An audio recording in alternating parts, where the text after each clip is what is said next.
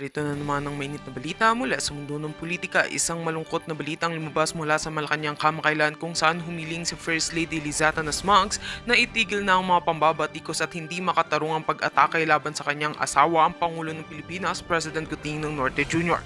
Ayon kay Liza Smags, ang patuloy na pambabatikos ay malupit at nagiging sanhi ng labis na stress sa kasalukuyang Pangulo na kasalukuyang dumaranas ng malubhang sakit. Sa isang pahayag na inilabas ng Malacanang, sinabi ni Liza Smags na ang kalusugan ng Pangulo ay patuloy na naaapektuhan ng matinding kritisismo mula sa iba't ibang sektor, partikular na ang mga hindi pagkakaunawaan at ang mga akusasyon na ipinupukol sa kanya. Ayon sa First Lady, ang mga ganitong batikos ay labis na nagpapahirap sa kanilang pamilya, lalong-lalo na sa kalusugan ng Pangulo na nagkaroon ng seryosong kondisyon dulot ng matinding tensyon sa mga nakaraang linggo. Nitong nakaraang mga araw, naging usap-usapan ng kalusugan ni PBBM matapos kumalat ang mga ulat tungkol sa kanyang medikal na kondisyon. Bagamat hindi inihayag ng palasyo ang buong detalye sa sakit ng Pangulo, sinabi ni Liza Smags na ito ay isang seryosong kondisyon na nangangailangan ng pansin at pag-aalaga. Dahil dito, nagbigay siya ng panawagan sa mga kritiko at mga hindi sumusuporta kay PBBM na sanay magkaisa at itigil na ang mga hindi kailangang atake na lalong nagpapalala sa kalagayan ng kanyang asawa. Hindi rin pinalampas ni Liza Smags sa mga hakbang na ginawa ng kanyang asawa para sa bansa, pati na ang mga pagsusumikap nitong mapabuti ang kalagayan ng mga Pilipino. Ayon sa kanya, hindi makatarungan na magpapatuloy ang mga pambabatikos sa kabila ng mga pagsisikap ng Pangulo na makapagbigay ng mas maayos na pamumuhay sa bansa. Hiniling ni Liza Smags na sana'y maipakita ng bawat isa ang malasakit at respeto sa kanilang kapwa, lalo na sa mga nasa posisyon ng pamumuno. Samantala, patuloy pa rin binabantayan ng kalagayan ng Pangulo at ang mga hakbang ng Malacanang upang mapanatili ang kanyang kalusugan at maiwasan ng komplikasyon. Sa mga susunod na araw, inaasahan na magbibigay pa ng karagdagang impormasyon ng palasyo hinggil sa kondisyon ni President Marcos. Hanggang sa ngayon, umaasa ang mga taga-suporta ng pamilya Marcos na magtatagumpay ang Pangulo sa kanyang pinagdadaanan at magpapatuloy ang serbisyong publiko sa kabila ng pagsubok na kinakaharap. At yan nga ang mga balitang ating pagkakatutukan, at kung bago ka pa lamang sa aking channel ay huwag kakalimutang mag-like, share and subscribe para updated ka sa aming mga bagong balita dito sa Tatak Pinas.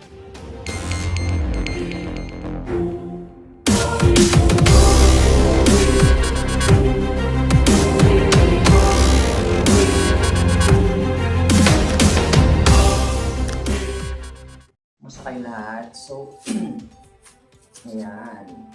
Papanood ko lang ang press conference ni Inday Sara at sinabi nga niya doon, maiksi lang ang kanyang statement, which is God save the Philippines at sa taong bayan ang tagumpay. Alright? Sa taong bayan ang tagumpay. Ano kaya ibig sabihin nun? Lagi naman natin sinasabi yun na talagang hindi magwawabi itong mga ito. Diba? Na pagtulungan si Inday Sara patungkol na dito sa kanilang impeachment na pinlano talaga nila at paulit-ulit sinasabi sa inyo yan. 2023 pa. Ngayon, mga palangga, mga kababayan, makukubasahin yung mga information dito. Yes, Elise. Yeah, wala po tayo sa ating teritoryo, kaya pasensyahan nyo na kung hindi maganda yung ating mga lighting effect. Okay, dahil on the go, huwag nyo palangga. So anyway,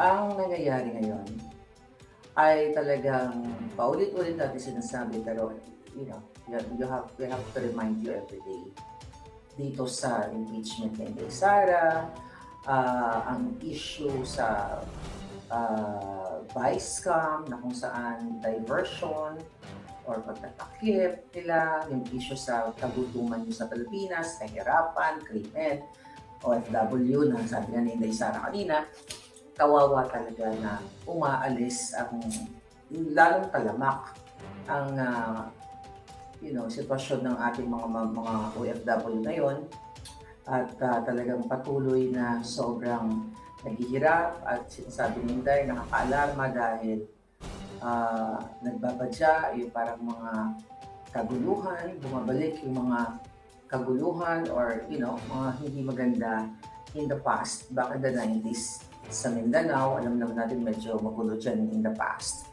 So, dahil nga kaming mga vloggers, katulad nila MJ, Crizet, ah, lahat ng 37 o bakit ko nabanggit yung dalawa, I believe, as Attorney Trixie Angeles, kasi tinanggal or dinilit tinumba yung kanilang Facebook page. Kung matatandaan po ninyo, January of 2024 last year, ako yung unang biktima nila. Kami ni Sas actually, dalawang page, pero kami ni Sas, ako dalawang page rin yung tinigdaw nila. Pero hindi tayo nagpa-supil sa kanila. So, ginawa natin, gumawa tayo ng Facebook, YouTube, nandito tayo, para hindi tumigil. Okay, inkantado na raw ako, sabi ni Randy daw. So, hindi tumigil yung ating ngangabel. Si Doc Lorraine, no? Si Doc Lorraine, tinanggal din nila yung Facebook account. Obvious naman po yung pattern. Diba? Obvious ang pattern, tinatawag yung mga Marcos critic vloggers. Then, nabalitaan ko na si Crisette ay tinatawag ng show cause order at iba pa. Yun na nga, pinatatahimik talaga tayo. Kasi wala naman talagang laban itong bangag na administrasyon na to in terms of yung vloggers din ang bayaran dun sa vloggers na hindi bayaran. Okay? Ngayon nakikita ninyo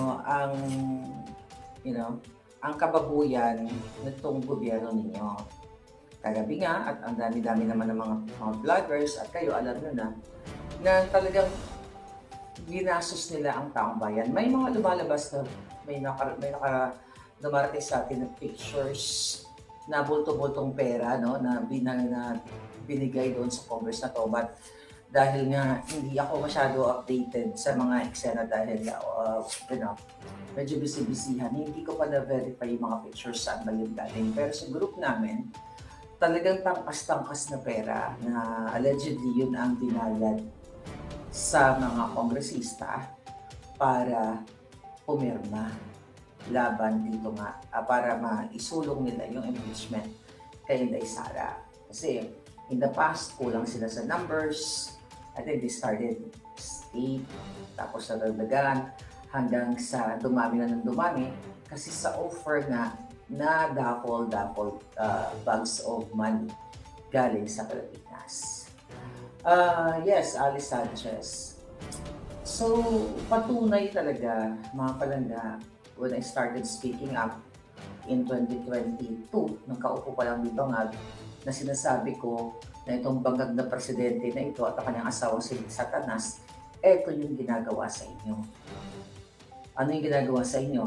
Again, yung pagnanakaw nila, yung smuggling nila, yung kidnapping nila, yung pagta-transport nila ng pera through crypto, yung pagbibili ng mga properties, yung pagigipit sa inyo. Kawawa yung mga OFW, pag mga namatayan sa namatay yung ibang mga OFW natin dahil napahamak, ginorgor ng amo, o kung ano pa man, walang tulong yung gobyerno sa halip. Kung natatandaan ninyo, I think last year, na parang si Bangan, hindi parang, wala talagang ginawang action para maligtas yung ating mga kababayan.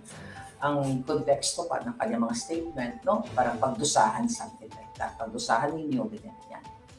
So, ang dami. Kaya sabi ko sa inyo, noon pa, na yung mga revelation natin, mga expose natin, ay hindi po katang-isip. Kundi, nangyayari. At nangyayari ngayon. At eto yung lahat na nag-summarize sa nangyayari kay Inday Sara. Ano yung kanilang reklamo? Okay? Kasi hindi ko pa ito na-discuss. Number 1, conducting an assassin and plotting to Gorgor, o diba? President Bangag. Okay? First Lady Satanas. Okay, House Speaker Tambaluslos, aka Queen of Bribery, as public admitted by her in a live broadcast. So ito actually, reklamo na out of context ito. Alam niyo naman yan na sinabi ni Inday, sinabi ni Inday, itong mga katagang ito, kung siya ay gugulurin dahil may banta sa buhay niya. Alright? So, nilihis na naman nila yung issue kasi yun na naman talaga ang gusto nila, di ba? Yun ang gusto nila na gawin kay Inday Sara, gawa ng kwento. At walang crime, walang threat doon sa sinabi ni Inday Sara. Kasi, paulit-ulit ng mga magagaling na abogado na in-explain niya na kung gugurgurin niyo ako, di ba? Kung gugurgurin si Inday, ay, huwag tigilan yung mga hudas na gurgurin din. Actually, recently, dito sa Amerika, si Trump ay may statement similar to Inday Sara. Ang sabi ni President Trump dito, may ano lang natin, may connect. Sabi ni President Trump said on Tuesday, if Iran carries out his gurgur, his assassination, advisors will ensure the country is obliterated. Ano nyo ito, nabasa niyo. So, sinasabi ni President Trump dito, kapag yung siya ay ginurgur ng mga galit sa kanya, ng mga Iranians, ay may instruction na siya na ubusin ang yung bansa nila. Kumbaga, walang ititira. Kahit abo nila, parang yun yung dating doon, di ba? Yung statement ni Trump. So, impeachable ba yun? Of course not. Kasi kung gugurgurin siya, feeling ko talagang si President Trump, pang idol yung mga Duterte. Idol si Inday Sara. Kasi right now, yung policies niya dito sa Amerika, similar to the Dutertes, di ba? Like yung sa war on din ni Pangulong Duterte, tapos itong sa immigration at yung mga immigration issues sa Amerika at yung mga inuuna, yung mga durugista, ayaw ni Trump ng ng mga adictos benedictus katulad ni Bangag. So it's pareho ng ginagawa ng Duterte. Ang Trump policy at Duterte similar. Baka nag-uusap sila. Hindi natin alam kasi they're really, di ba, they're friends sila. Ngayon, number 2, sasagutin natin to. Ay, di, wag muna yung tukol muna sa gurgur. Ito mga putangin ng ito. Itong mga kongresistang ito at si Bangag Jr., sila po ang may kakayahang mag-hire ng gorgorero o gorgorera. Dahil ulitin ko po sa inyo, ako ay pinadalhan ng Bangag administration ng taga-gurgur. Okay? Nasa korte po yan, nilalaban ko sa kanila. I mean, nakasulat yan sa mga, isa sa mga depensa ko dito, sa mga kasong itinanim ni Liza Tanas. Di ba nga sa pakikipagsapwatan ni Zaldico, ni Robles sa PCSO na kumakamalan yung pakipakasalapi. Si Zaldico, even though hindi siya pumirma dahil out of the country siya, yung dalawang designers at everything, sila po ang may nakayahang tegi ng tao. So, itong mga ekstorya nito, at by the way, itong si Marcos Jr. ay talagang doble kara, mandoloko, mambubudol. Bangag na bangag sa kapangyarihan at bangag na bangag sa pera ng bayan. Recently, nagpa-press con yata siya na sinasabi niya doon sa kanyang press con na naghuhugas kamay siya. Kunyari, wala siyang alam. Okay? Kunyari, wala siyang alam na hudas na to. Hudas talaga. Okay. So, na yun. Sabi ng hayop niya. Ganda ni Inday dito, Okay. Okay. Sabi ng hayop. Actually, sabi ng gunggong, nang walang hiya,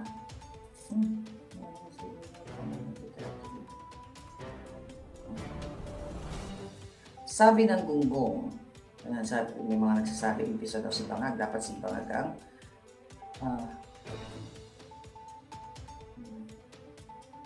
kumusta kayong lahat mga palanda? Kumusta kayo? I-share nyo ito, i-follow nyo yung iba pang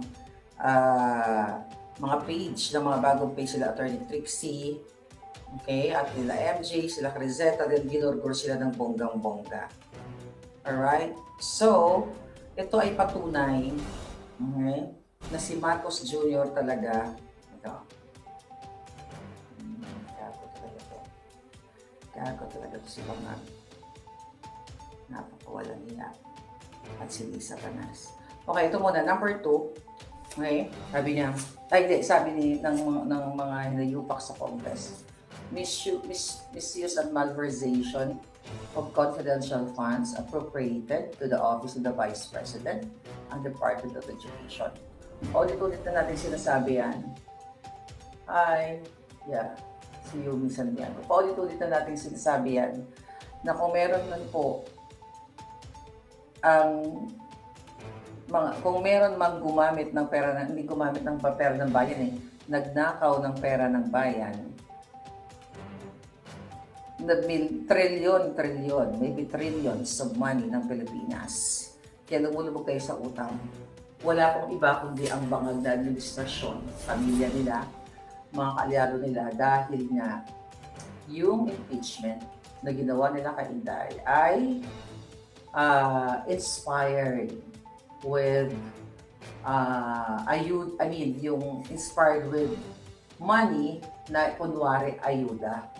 Inspired of bribe. Okay, kinasangkapan nila ang pera ng bayan, ang bribe money para pumirma itong mga hayop na to. So siguro naman, alam nyo na, no, nakakapagod man sabihin na ang mga hayop na ito ang may kakayahan, ang naglustay ng pera. Not only 125 million, kundi billions and billions of money. Ay, tapusin ko lang to, then analyze natin sinabi ni Inday later nila. Sabi ito, including disturbing monetary gifts to DepEd officials holding procurement-related functions. So alam niyo na to, na sinabi ni Inday Sara na si Liza Canas ang nagbigay ng sobre para idugdog doon sa mga DepEd officials. So, maaari talagang, medyo ito hindi nakita ni Inday na talagang tinanunan siya ng mga ganito klaseng issue para gamitin sa kanya. Kasi nga, wala naman intention si Inday na traidorin niya yung mga Marcos.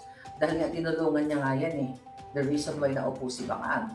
So, siguro, nung time na yon, mga kababayan, talagang akala ni Inday Sara, itong mga hayop na tinulungan niya, ay nako, kaibigan niya or para sa bayan. So, ito na ngayon ang nangyayari. Siya na ngayon ay pinagtutulungan.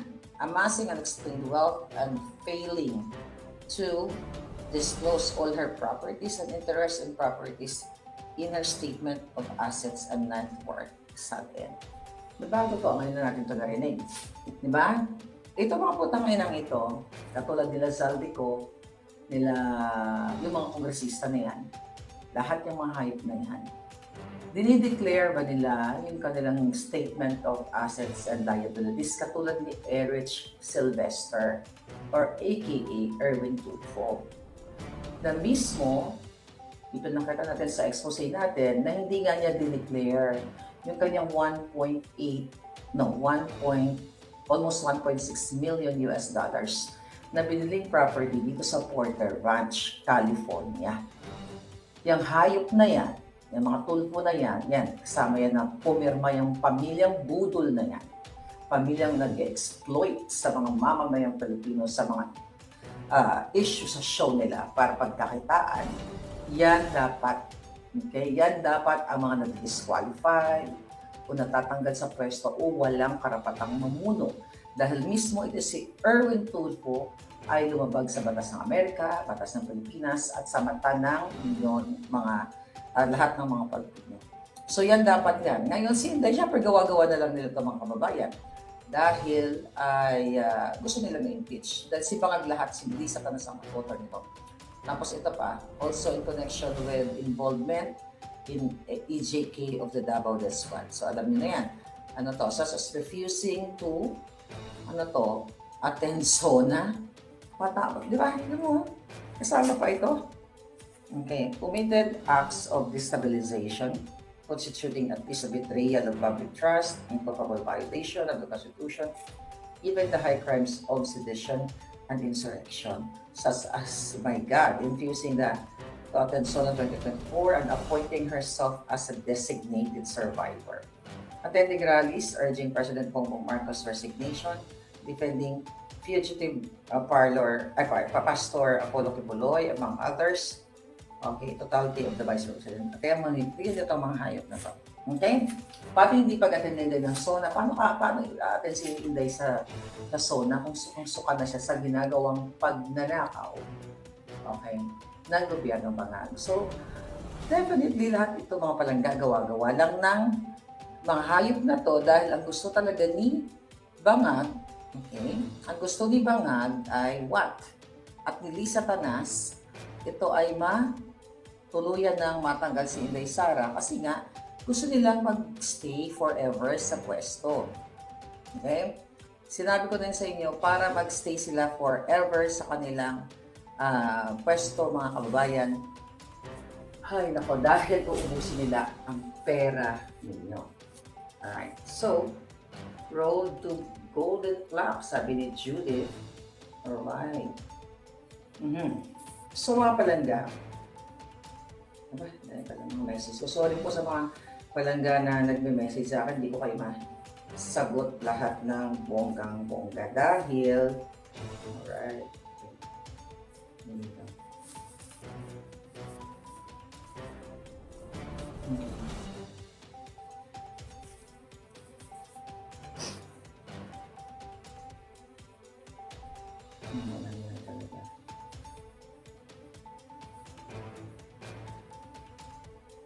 Okay.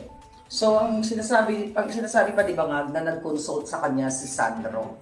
At sabi si Sandro Bangag din na gawin daw na yung tama at sundin yung proseso. Diba? Ganun ang sabi niya.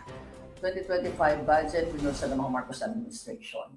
Tapos ang sabi naman ni Marcos Jr., wala siyang kinalaman, naghuhugas kamay ang gago, kaya nga sabi ko doble kara. Pinlano na nila to, mga kababayan. So, pinlano na nila to para, sira ba yung mic ko? Sira ba? Ano nangyari? Okay. Tignan natin. Narinig niyo ba ako, mga palangga? Ngayon,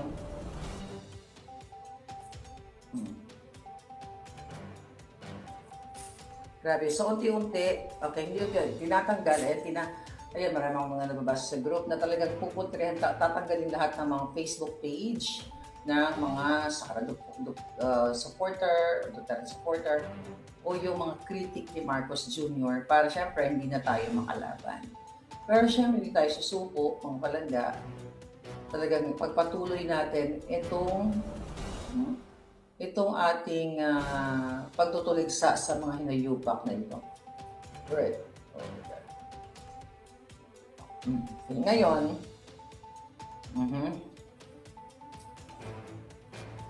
okay. So, shout out kay SAS na talagang napakaganda ng mga na-expose din ni SAS. Kaya sabi ko nga, mga kababayan, grabe yung ano dito, yung pagbuwis din ng buhay ng ating mga vloggers. Lalo na si SAS talagang, nasa ibang bansa din at pinipilit kaming ginigipit ang kung ano-ano mga kaso, mga death threat and everything. So, I hope kayo ay manindigan. Pero, ano nyo? Ano yung sabi ni Coco Tan, can we make an appeal on Facebook? Good question yan. Alam nyo, yung Facebook ko, noong 2024, kinlame ng gobyernong Bangag, di ba dalawa Facebook natin, Maharlika and Maharlika Pochakera. So, both, pag pinagsama mo yun, 1.something million followers o viewers yun. Yeah. So anyway, in-appeal ko po yung isang taon na ako nag-appeal.